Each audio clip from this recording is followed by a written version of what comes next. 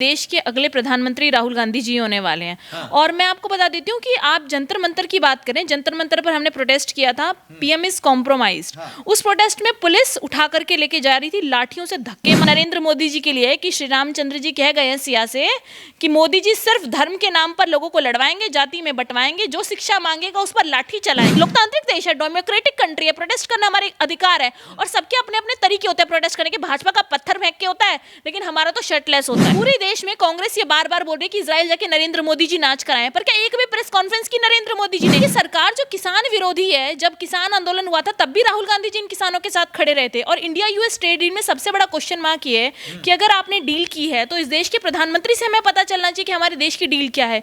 लेकिन हमें किससे पता चलता है? डोनाल्ड ट्रंप से पता लगता है। भारतीय जनता पार्टी के गुंडे हिंसा करते हैं, भारतीय जनता पार्टी में कार्यकर्ता रह कहां गए हैं? गुंडाई करते हैं ये लोग। जब जुल्मी जुल्म करेगा सत्ता के गलियारों से, चप्पा चप्पा गूंज उठेगा इनकलाब के नारों। मेरे साथ कांग्रेस की प्रवक्ता तन्नू जी हैं, जिनसे जुड़कर जानेंगे कि उनकी क्या प्रक्रिया है। राहुल गांधी भी हालांकि ये कह रहे हैं कि ट्रेड डील में नरेंद्र मोदी ने देश को बेच दिया है और जो मेरे प्रदर्शन करने वाले कार्यकर्ता थे वो बब्बर शेर हैं।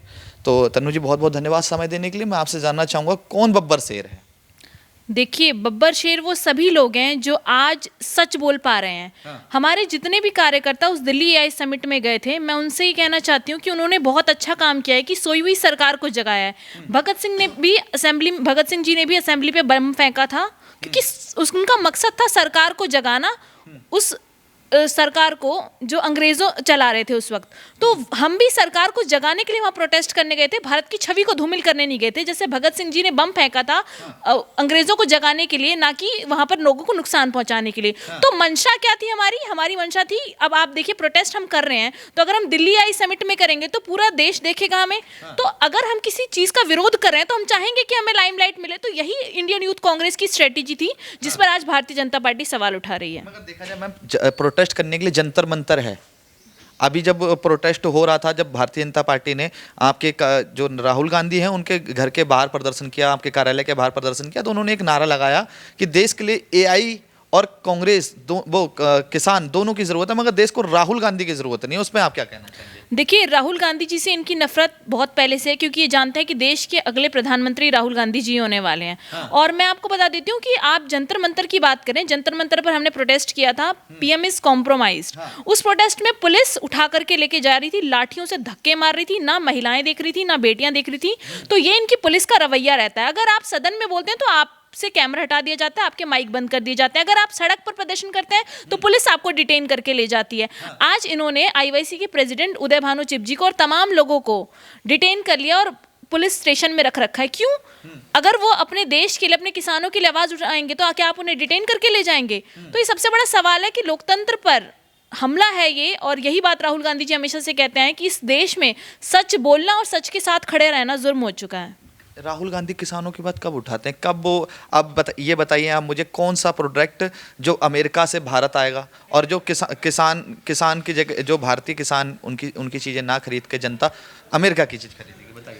देखिए, अमेरिका जो अपनी फसलें हैं हाँ। वो मशीनों से उगाता है, तो हाँ। वो फसलें वहाँ पर सस्ती हैं। हाँ।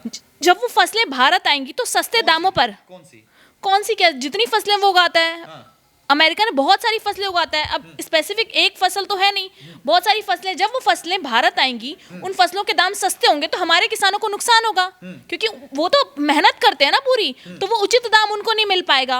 और ये सरकार जो किसान विरोधी है, जब किसान आंदोलन हुआ था तब भी राहुल गांधी जी इन किसानों के साथ खड़े रहे थे। और इंडिया यूएस ट्रेड डील में सबसे बड़ा क्वेश्चन मार्क ये है कि अगर आपने डील की है तो इस देश के प्रधानमंत्री से हमें पता चलना चाहिए कि हमारे देश की डील क्या है।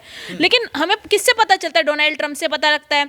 रूस से हम तेल नहीं खरीदेंगे, ये डिसाइड अमेरिका कैसे कर सकता है? और अमेरिका हम पर टैरिफ लगाएगा लेकिन हम अमेरिका पर 0% टैरिफ लगाएंगे, ये कहाँ का न्याय है? और नरेंद्र मोदी जी नतमस्तक हो गए हैं डोनाल्ड ट्रंप के आगे और इसी को लेकर पूरे देश में प्रदर्शन और पूरे देश में आक्रोश है। नतमस्तक नहीं हुए। अगर आपसे एब्स्टीन फाइल्स में नरेंद्र मोदी जी का नाम आता है, अमेरिका के लोग चाहे तमाम कंट्रीज वो सब इस्तीफे दे रहे हैं, लेकिन हमारे देश में इस्तीफे नहीं हो रहे। इस्तीफे तो छोड़ दीजिए, जवाबदेही तक तय नहीं कर रहे। और जवाबदेही से भी ज्यादा सोचिए, बयान तक नहीं दे रहे। हरदीप सिंह पुरी जी पर जब प्रेशर बनाया गया, बार बार उनसे सवाल किए गए, तो उन्होंने प्रेस कॉन्फ्रेंस करके बोल दिया कि मैं तो मिला था। लेकिन नरेंद्र मोदी जी का क्या? उनके नाम का भी तो जिक्र है। तो जब ये खुलासे होंगे उस एब्स्टीन फाइल के डर से नरेंद्र मोदी जी नतमस्तक हो गए हैं जाकर। महात्मा गांधी जब एब्स्टीन फाइल का जब ये सारा कुछ चल रहा था तब वो भारत में जिंदा थे, मतलब हमारे बीच में थे, वो भारत की जनता के बीच में? अब ये तो मुझे इतनी जानकारी नहीं है, लेकिन मेरे को लगता उनका भी नाम आ रहा है टीम फाइल में, राहुल गांधी। किसने कहा राहुल गांधी जी का नाम आ रहा है, महात्मा गांधी जी का नाम आ रहा है? कैसी सुधांशु त्रिवेदी जी ने तो आजकल मुझे लगता है भारतीय जनता पार्टी के साथ रह रहकर उन्होंने भी अपना ज्ञान एकदम खत्म कर लिया है। ना राहुल गांधी जी का नाम है, ना महात्मा गांधी जी का नाम है, गांधी जी का नाम किसी का नाम नहीं है। किसी गांधी परिवार में किसी का नाम हो ही नहीं सकता, क्योंकि ये भारतीय जनता पार्टी है जो देश के अंदर बलात्कारियों के साथ खड़े रहती है, बलात्कारियों को संरक्षण देती है, बेटी के बलात्कारियों में लिप्त होते हैं ये लोग। ऐसे ये लोग विदेशों में जाके जेफरी एप्स्टीन जो बेटियों के नाबालिग बच्चियों के शरीरों को नोच कर खाता था, जो आइलैंड पर बैठकर बेटियों का देह व्यापार करवाता था, आज उनके साथ इस देश के प्रधानमंत्री जी का नाम जुड़ना, मेल में सिर्फ नाम भी आना शर्मनाक है। और हम कहते हैं कि नरेंद्र मोदी जी बताएं कि जब अनिल अंबानी जी मेल में बात कर रहे हैं तो बार बार मोदी जी का जिक्र क्यों हो रहा है? क्यों इजराइल जाकर नाच के आए हैं? पूरे देश में कांग्रेस ये बार बार बोल रही है कि इजराइल जाके नरेंद्र मोदी जी नाच कर आए हैं, पर क्या एक भी प्रेस कॉन्फ्रेंस की नरेंद्र मोदी जी ने? लेकिन कांग्रेस का प्रोटेस्ट होते ही नरेंद्र मोदी जी के पास समय हो जाता है कि कांग्रेस को राहुल गांधी जी को कैसे जवाब देना है। अच्छा, मुझे बताइए आप मुझे, जो आपने एआई समिट में यूथ कांग्रेस ने जो प्रदर्शन किया तो उस पर जो कार्रवाई हो रही है, तो तमाम जो आपके गठबंधन के नेता हैं वो आपसे मुंह मोड़ रहे हैं, आपके पार्टी के नेता आपसे मुंह मोड़ रहे हैं। वो कह रहे हैं कि देश की छवि को धूमिल करने का काम आज यूथ कांग्रेस ने किया है और राहुल गांधी के कहने पे किया है। देखिए, अब गठबंधन में है हम, लेकिन हम किसी पर दबाव नहीं करते कि आप हमें समर्थन दीजिए। नरेंद्र मोदी जी की तरह हम तानाशाह नहीं है। तो अगर गठबंधन के लोगों को लगता है कि ये गलत है तो ये उनकी विचार हो सकते हैं, लेकिन मेरा ये मानना है कि जब आप कहते हैं कि विदेशों की छवि धूमिल हो गई, आजकल एक टैगलाइन मिल चुकी है, पूरा मीडिया यही चला रहा है, विदेशों में छवि धूमिल, छवि धूमिल। मैं कह रही हूँ, पीएम जब आए थे ऋषि सुनक ब्रिटेन के, तो वो ये बोल के गए कि दिल्ली में सब कुछ हो सकता है लेकिन ट्रैफिक नहीं रुक सकता। तो मेरे को ये लगता है कि जब वहां पर एआई समिट चल रहा था, वहां पर गलगोटिया यूनिवर्सिटी ने जो किया, गलगोटिया यूनिवर्सिटी ने क्या किया, पहले रोबोट को चाइना के अपना बता दिया, चाइना ने ट्वीट करके भारत की छवि को मतलब फजीहत करवा दी इन लोगों ने जाकर। उसके बाद भी बेशर्मी से वो वहां की प्रोफेसर इंटरव्यू देती रही और बोलती रही कि पत्रकारों के समझने में गलती हुई है। माफी तो बाद में मांगी ना, जब वो लगातार इंटरव्यूज दे रही थी तो वहां पर लोग क्या कर रहे थे? वो लगातार एबीपी न्यूज, तमाम एएनआई सब पे इंटरव्यू दे रही थी जो इंटरनेशनली जा रहा था।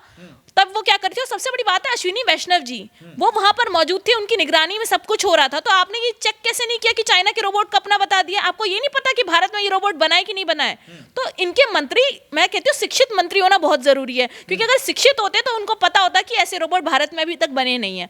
मगर आपकी ही पार्टी के नेता जब ये कहते हैं कि कहीं ना कहीं भारत की छवि खराब करी है, देखिए कहीं ना कहीं, और कई आपके मणिशंकर अय्यर तो कह रहे हैं कि अब गठबंधन की जो नेता विपक्ष हैं, कांग्रेस से कमान छीनकर अब ममता बनर्जी को दे देनी चाहिए, अखिलेश यादव को दे देनी चाहिए, तेजस्वी यादव को दे देनी चाहिए। आप कह रहे हैं राहुल गांधी देश के प्रधानमंत्री बनेंगे। देखिए, कांग्रेस में कई नेता ऐसे हैं जो सक्रिय नहीं है अभी, और उन्हीं में से मणिशंकर अय्यर जी भी एक हैं।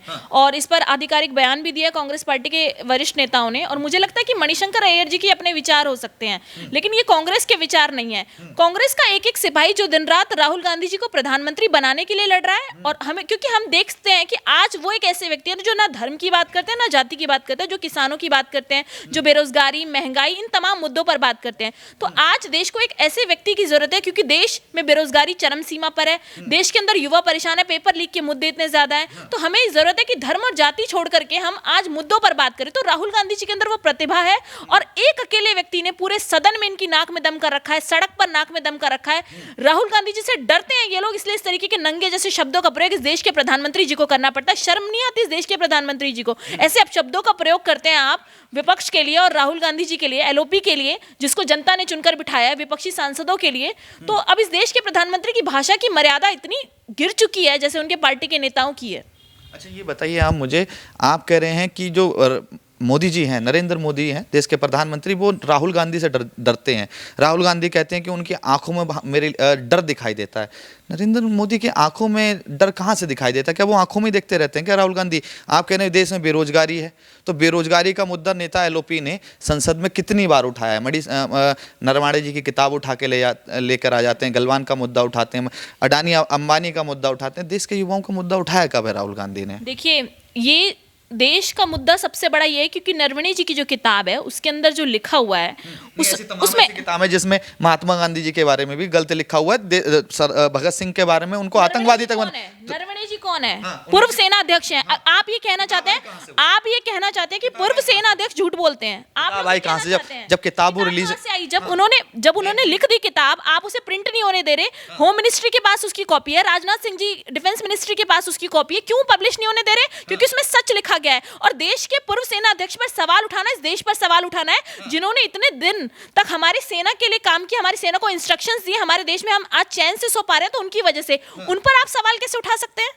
राहुल गांधी डरे, नरेंद्र मोदी डरे हुए कैसे? नरेंद्र मोदी ये डरे हुए ऐसे हैं कि जब भी सदन में बोला जाता है तो ये लोग वहां पर माइक बंद कर देते हैं, उसका जवाब नहीं देते, पूरी सदन को स्थगित कर दिया जाता है। और राहुल गांधी जी जिन मुद्दों, अगर इतना ही मोदी जी को लगता है कि राहुल गांधी जी झूठ बोल रहे थे तो किताब कोट करने देते, बताने देते किताब में क्या लिखा है, उसके बाद जवाब दे देते उसका। लेकिन उन्होंने किताब पढ़ने ही नहीं दिया सदन के अंदर, क्योंकि ये जानते थे कि अगर किताब पढ़ ली जाएगी तो देश की सीमा से जुड़ा सबसे बड़ा मुद्दा आ जाएगा कि जब चीन टैंक लेके हमारी तरफ बढ़ रहा था तो नतमस्तक हो गए थे ये लोग, इनके बस की कुछ नहीं था। बार बार सेना अध्यक्ष इनको फोन करके बोल रहे थे कि बताइए मैं क्या करूं, चीन हमारी तरफ बढ़ रहा है, तो उस पर इनका कोई जवाब नहीं था। इन्होंने सेना और देश को छोड़ दिया था और ये अकेले आराम से बैठे हुए थे अपने घरों में। मगर नरवारे जी का जो बयान टीवीओ पर आया था, उन्होंने कहा था कि 1 इंच भी हमारी जमीन चीन कब्जा नहीं कर पाया, तो आपको उस बात पे भरोसा नहीं है? आपको ट्रंप पे भरोसा है, देश के प्रधानमंत्री पे भरोसा नहीं है? देखिए, इंदिरा गांधी जी थी, जब फैसले लेती थी बांग्लादेश,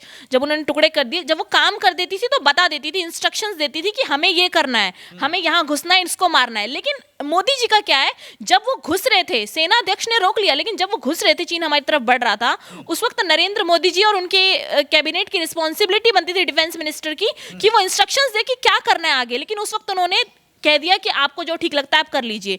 तो ये इंस्ट्रक्शंस ना देने की जो जिम्मेदारी है मोदी जी को समझना चाहिए कि उनको उस वक्त बताना चाहिए, प्लानिंग होनी चाहिए। क्योंकि जब देश की सुरक्षा की बात आएगी तो आपके पास जब प्लानिंग नहीं है तो आप सत्ता की कुर्सी पर क्यों बैठे हैं? इस्तीफे दे दीजिए अपने पदों से अगर आप नहीं संभाल सकते देश। हाँ, तो वही तो आपके मणिशंकर अय्यर करें कि अगर आप पद को सही से नहीं संभाल सकते तो ममता बनर्जी को गठबंधन का नेता बनाया जाए, प्रमुख अखिलेश यादव को बनाया जाए, तेजस्वी यादव को, और तमाम ऐसे नेता हैं जिनको बनाया जाए कि जो सही से लीड कर सके, जो युवाओं की बात उठा सके। आपके नेता ने एक बार महंगाई की बात उठाई हो या युवाओं की बात उठाई हो संसद के अंदर? आप मुझे जितने 1 साल हो चुका है, एक साल में एक बार बता दीजिए। 9 तारीख आप सदन में जब भी राहुल गांधी जी बोले आप उठा के देख लीजिए, वो बेरोजगारी पे, महंगाई पे, अभी एप्स्टीन फाइल्स पे नरवणे जी की किताब पे बोल रहे हैं ना, इससे पहले आप उठा लीजिए, बेरोजगारी महंगाई पे ही बोलते नजर आए, पेपर लीक पे बोलते नजर आए हैं, हर उस मुद्दे पे बोलते नजर आए हैं जिस मुद्दे के कारण उनकी सदस्यता तक रद्द करा दी गई थी। क्योंकि ये डरते हैं, भारतीय जनता पार्टी के गुंडे हिंसा करते हैं, भारतीय जनता पार्टी में कार्यकर्ता रह कहाँ गए हैं? गुंडाई करते हैं ये लोग, चुनावों में जाकर लड़ते हैं। कौन गुंडा है? पूछिए पार्टी में बैठे कितने लोग गुंडे हैं और उनके कार्यकर्ता गुंडे हैं। जिस तरीके से इन्होंने भोपाल में जाकर पत्थरबाजी की, यूथ कांग्रेस के कार्यकर्ताओं को चोटें आई हैं, वहां पर आम लोगों को चोटें आई हैं, कुछ पत्रकारों को चोटें आई हैं, पूरी वीडियो सोशल मीडिया पर वायरल है, कैसे पुलिस खड़ी और ये पत्थर फेंक रहे हैं। अरे पुलिस की प्रेजेंस में पत्थर कैसे फेंक सकते हैं आप? और आपकी इतनी हिम्मत कि पुलिस वहां प्रेजेंट हो और आप पत्थर फेंक रहे हो, पुलिस बैठकर देख रही है, मूक दर्शक बनकर देख रही है। तो ये अमित शाह जी की पुलिस है पूरे देश के अंदर, जो भारतीय जनता पार्टी और ऐसे गुंडों को सपोर्ट करने के लिए बैठी है, तो पुलिस से तो भरोसा ही उठ गया है। अच्छा, आप मुझे ये बताइए कि आपके जो पार्टी के यूथ कांग्रेस के नेता हैं वो अपनी तुलना महात्मा गांधी से कर रहे हैं, कह रहे हैं वो धोती पहन के देश विदेश चले जाते थे, आंदोलन कर दिया उन्होंने, वो महात्मा गांधी हैं। महात्मा गांधी जी बैरिस्टर थे उस समय, उनके पास बहुत पैसा था, वो चाहते तो सूट बूट पहन सकते थे, लेकिन वो तन पे बिना कपड़े के घूमते थे। के पास पैसा था, बिल्कुल था उस टाइम।